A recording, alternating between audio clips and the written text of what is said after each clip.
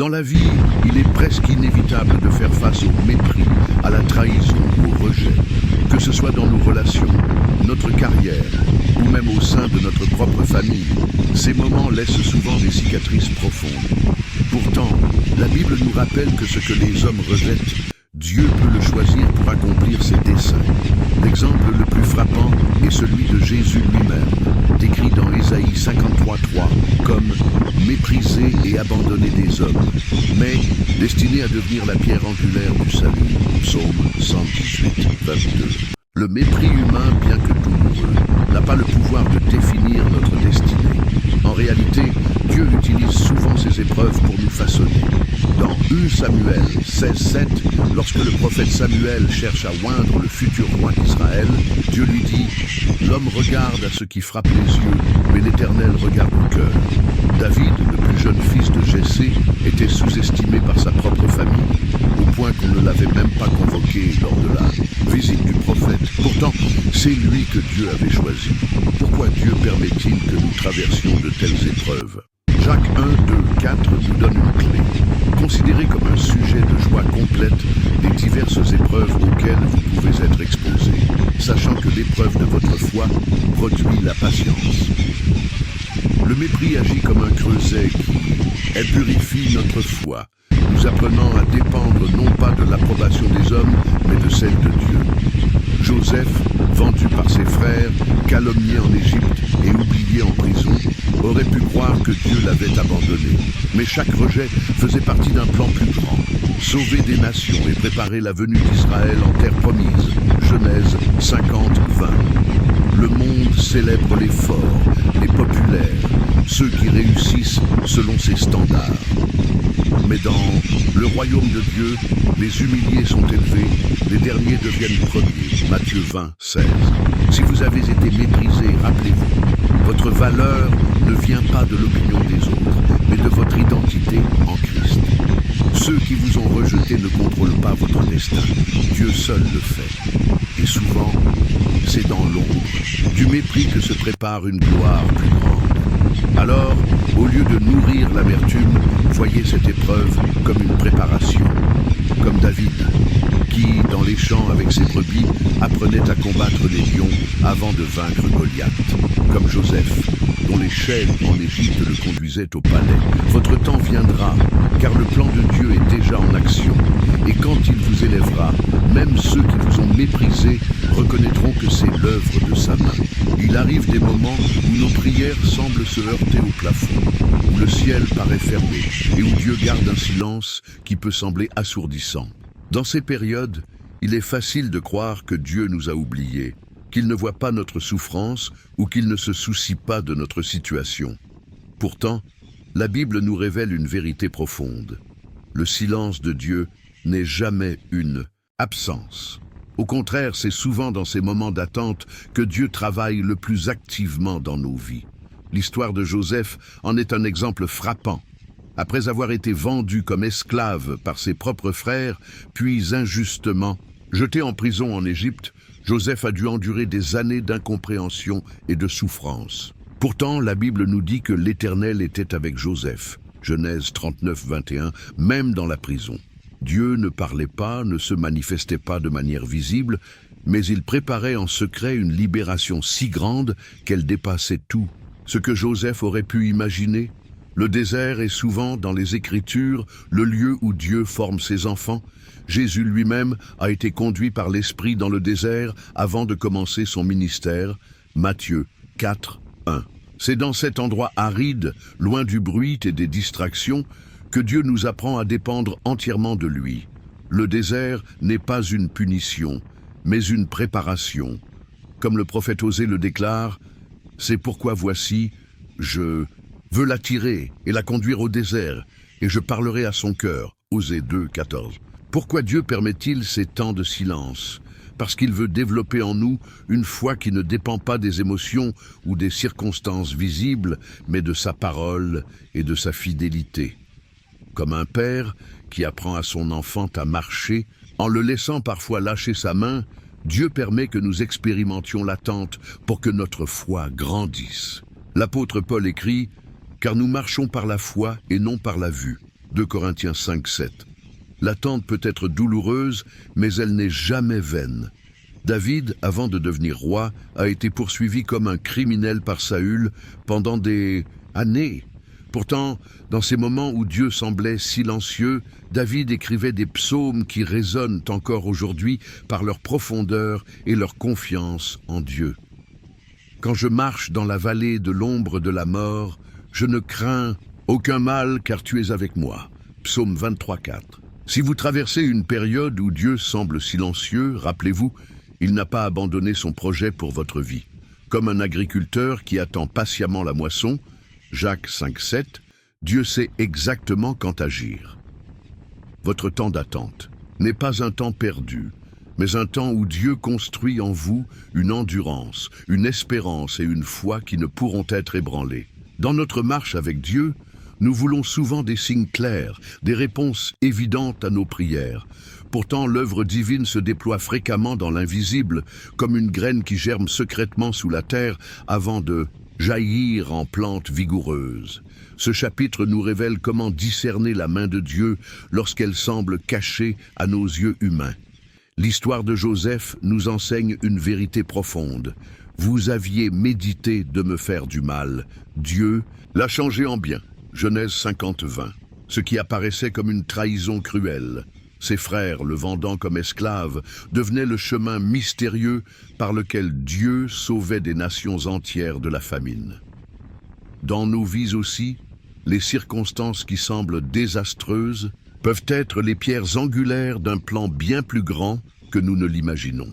Dieu travaille souvent à contre-courant de notre logique humaine. Lorsque Jérémie prophétisait la captivité à venir, il transmettait ce message surprenant. Car je connais les projets que j'ai formés sur vous, projets de paix et non de malheur. Jérémie 29, 11. Même l'exil à Babylone, qui semblait être une malédiction, faisait partie du processus de restauration divine. Comment alors reconnaître l'action de Dieu lorsque tout semble aller à l'encontre de ses promesses? 3 principes essentiels. La fidélité dans les petites choses, comme Joseph qui gère fidèlement la maison de Potiphar avant de gérer l'Égypte, notre obéissance dans les détails prépare les grandes œuvres. La perspective éternelle. Nos légères afflictions du moment présent produisent pour nous un poids éternel de gloire. 2 Corinthiens 4, 17. Ce qui paraît insurmontable aujourd'hui prend un sens nouveau vu de l'éternité. La confirmation par sa parole. Dieu ne contredit jamais ses propres principes. Son action, même mystérieuse, s'aligne toujours avec l'Écriture. Le livre d'Esther montre magnifiquement cette main invisible à l'œuvre. Aucune mention de Dieu. Pourtant, chaque événement concourt miraculeusement à la délivrance du peuple juif. Mardochée avait raison. Si tu te tais maintenant, le secours et la délivrance surgiront d'autre part. Esther 4, 14. Dieu n'est jamais à court de moyens. Aujourd'hui, si vous traversez une situation incompréhensible, souvenez-vous que le silence n'est pas l'inaction.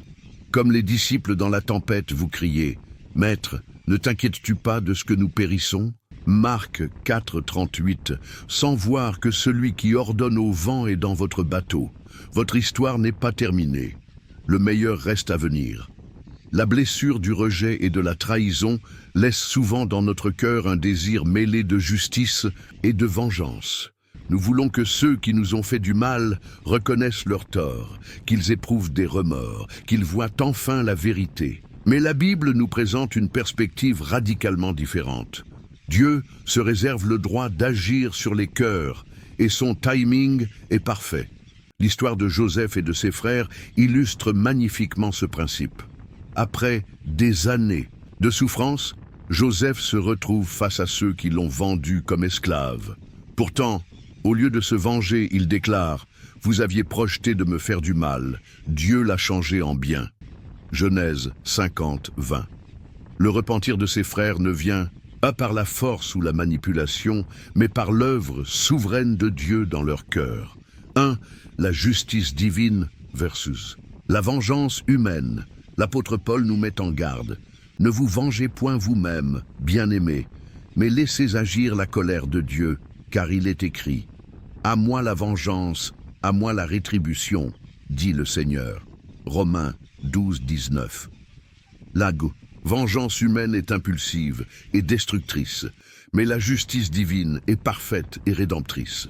Elle ne cherche pas seulement à punir, mais à restaurer. 2. Le repentir, un miracle divin. Le vrai repentir ne peut être forcé. Comme le Fils prodigue, Luc 15, 17, 20, c'est une prise de conscience qui vient de Dieu. Lorsque nous prions pour ceux qui nous ont blessés, nous ne demandons pas simplement qu'ils comprennent leur tort, mais que Dieu touche leur cœur. Parfois, comme pour Saul sur le chemin de Damas, acte 9, ce repentir survient de manière inattendue et transformatrice. 3. Pardonner. Avant même de voir le repentir. Jésus nous appelle à un niveau supérieur. Aimez vos ennemis, bénissez ceux qui vous maudissent. Matthieu 5, 44.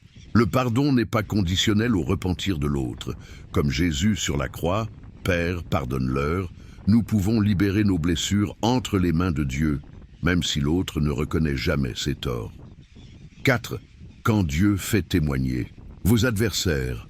Dans l'histoire de Job, après des chapitres de souffrance et d'accusations injustes, Dieu restaure non seulement Job, mais oblige ses amis à demander pardon. Job 42, 7, 9. Parfois, Dieu permet que ceux qui vous ont méprisé deviennent eux-mêmes des témoins de sa fidélité envers vous. Conclusion. La paix vient en lâchant prise. Attendre que vos adversaires comprennent peut devenir une prison. Mais lorsque vous confiez la justice à Dieu, vous libérez une puissance surnaturelle. Peut-être que certains se repentiront, comme les frères de Joseph. Peut-être que d'autres resteront aveugles, comme Pharaon. Mais dans tous les cas, votre paix ne dépend plus d'eux. Elle dépend de celui qui écrit l'histoire finale. Dans le royaume de Dieu, les chemins de la gloire passent souvent par la vallée de l'humiliation. Ce paradoxe divin se révèle lorsque, après une saison d'épreuves silencieuses, Dieu intervient avec une telle puissance que même ceux qui vous ont méprisé doivent reconnaître sa main sur votre vie. Ce chapitre explore comment Dieu transforme les rejets en couronne et les humiliations en plateforme d'influence. L'exemple de David est emblématique. Rejeté par sa propre famille, 1 Samuel 16, 11, méprisé par ses frères, 1 Samuel 17, 28, puis persécuté par le roi Saül qu'il servait fidèlement, David a pourtant connu une ascension qui défiait toute logique humaine. Le psaume 75, 6, 7 déclare « Car ce n'est ni de l'Orient, ni de l'Occident, ni du désert que vient l'élévation, mais Dieu est celui qui juge. Il abaisse l'un et il élève l'autre. » Dieu opère selon 3 principes dans l'exaltation divine. Le timing parfait, comme Esther qui devient reine pour un temps comme celui-ci. Esther 4, 14. Votre élévation arrive lorsque Dieu a préparé tous les éléments. Moïse a dû attendre 40 ans dans le désert avant de libérer son peuple. La méthode surprenante. Dieu utilise souvent ce que le monde méprise. Gédéon était le plus faible dans sa famille. Juges 6, 15. Les disciples étaient des hommes sans instruction. Acte 4, 13. Votre faiblesse devient le réceptacle de sa puissance. 2 Corinthiens 12, 9. La gloire rendue à Dieu. Lorsque Daniel interprète le rêve de Nebuchadnezzar, il déclare « Ce n'est pas à moi que appartient la sagesse ». Daniel 2, 30. L'exaltation divine produit toujours l'adoration, jamais l'orgueil. Le cas de Joseph est particulièrement frappant. L'homme qui a été vendu comme esclave, accusé à tort et oublié en prison, se retrouve soudain second de l'Égypte. Ses frères, terrifiés, se prosternent devant lui sans le reconnaître. Genèse 42, 6. Mais Joseph comprend que cette élévation n'est pas pour sa vengeance, mais pour le salut de beaucoup. Dieu m'a envoyé devant vous pour vous faire subsister. Genèse 45, 7. Aujourd'hui, si vous traversez une saison où vos dons sont méprisés, vos efforts ignorés ou votre valeur sous-estimée, rappelez-vous, Dieu prépare votre moment pharaon. Ce n'est pas votre CV qui vous élèvera, mais celui qui choisit les choses folles du monde pour confondre les sages. 1 Corinthiens 1, 27. Votre histoire n'est pas terminée. Le meilleur chapitre s'écrit déjà dans les lieux célestes. L'ultime victoire ne consiste pas simplement à voir ceux qui vous ont blessés reconnaître leurs torts, mais à transcender complètement le cycle de la douleur pour embrasser pleinement le dessein que Dieu a tissé à travers vos épreuves. Ce chapitre révèle comment transformer votre parcours douloureux en un puissant ministère de restauration. L'apôtre Paul nous donne la clé. Béni soit Dieu, qui nous console dans toutes nos afflictions, afin que, par la consolation, dont nous sommes nous-mêmes l'objet de la part de Dieu, nous puissions consoler ceux qui se trouvent dans quelque affliction. 2 Corinthiens 1, 3, 4. Votre vallée n'est pas une fin en soi. Elle est l'école divine qui vous qualifie pour guérir les cœurs brisés. 1. Le pardon comme acte de libération. Le piège le plus subtil après l'injustice est de devenir prisonnier de son propre ressentiment. Jésus a radicalement redéfini les relations brisées. Si vous ne pardonnez pas aux hommes, votre Père ne vous pardonnera pas non plus vos offenses. Matthieu 6, 15. Le pardon n'est pas un sentiment, mais une décision, celle de confier à Dieu le droit de juger, comme Étienne lapidé qui priait pour ses bourreaux. Acte 7, 60. 2.